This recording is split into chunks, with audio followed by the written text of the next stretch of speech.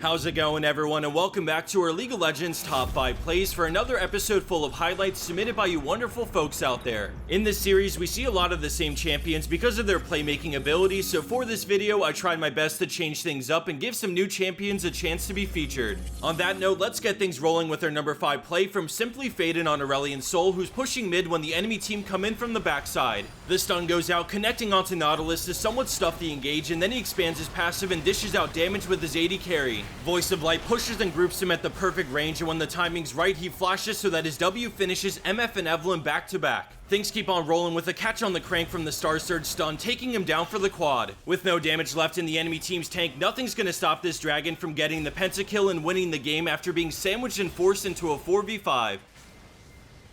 Drifting his way into 4th place, we have SKT FeniX, who does Senpai Prowl with some amazing moves on Azir. As they rush the dragon, keep an eye on the soldiers that are moved over to the incoming Corki and Rek'Sai, racking up some good damage. Azir has to fall back with the team because current call bullets are coming in, but out of nowhere he flies back, flash ulting all three. Through the exhaust, he stands by his soldiers and autos until the very end, surviving by a slim margin but making that big play to scoop up a bunch of kills. There's still one final boss, the Fjaden, who was ulting earlier, but he doesn't see Azir coming, and a final drift gets the trade kill, which puts us at a 4 for 2. Normally when Jhin ults and so many enemies are nearby, your full focus is on staying safe and dodging, but I love the decisiveness of Azir to clutch out this play.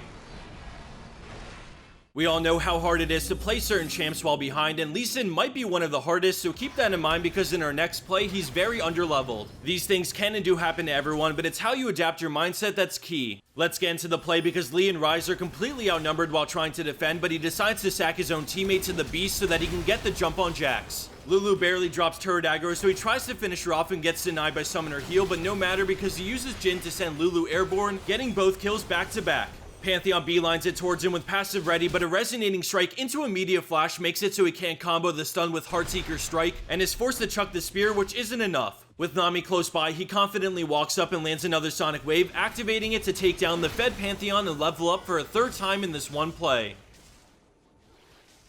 Coming up next in today's lineup, we have an awesome play sent in by Painters, who's playing Taliyah in this match. She's the first one to respawn after her team got ace, and as you might have noticed on the minimap, her opponents are rushing Baron. The moment she gets into range, she casts Weaver's Wall and cruises on in towards the Baron to first get vision instead of suicide diving into the pit. Because the enemy team can stack behind the Baron to block her Q, she decides to ditch the idea of going for the steal and wraps around the wall, comboing the enemy tank while connecting every shard onto Sona for the double. Another volley forces Zed to flash away, but a final auto gets the kill, and then she eased Misfortune for the quad. She lost Baron to smite, but the chase is on and she channels a full Q into Olaf, landing seismic shove, and then almost another entire threaded volley for some great damage. With his ult finally over, Fiora starts to close the gap, and when the slow lands on Olaf, it's lights out from another WQ combo to get Taliyah the Penta.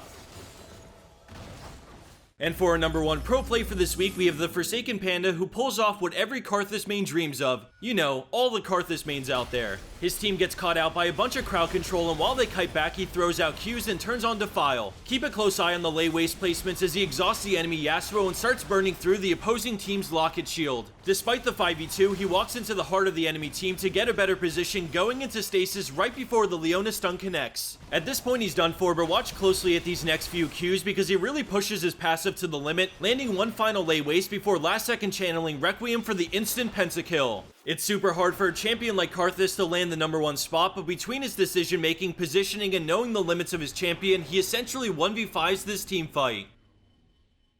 And for our bonus, we have a genius steal from none other than League's brainiest champ, played by BoxOfFriends. He has a hunch the enemy team is doing Elder, but he doesn't have vision, so he launches over his turret, gaining vision just in time to be able to time the grenade and get the steal. I always love seeing creative stuff like this, so props to Heimer for the quick thinking and perfect execution. Real quick, before we wrap up the video, I wanted to give a shout out to our friends over at LoL Weekly, which is a community Facebook page that focuses on League content. They've been sharing some of our videos, and before they even did that, I was a big fan of the page, so I wanted to thank them and show a small sample of some of the stuff you can find over there. These guys post multiple times a day, and it's never garbage content, so if you want to check out some of their stuff, I'd highly recommend visiting the description box for a direct link, or by just googling LoL Weekly. Thanks everyone for watching, and congrats on the Mars 6 for winning a Cloud Stinger headset from our week 295 giveaway. Be sure to subscribe so you don't miss out on any of our future videos, and if you want to go the extra mile, click on that bell icon which is located next to where you subscribe, and that way you'll get notified on all of our video releases. Thanks again everyone, and I hope you have a wonderful day.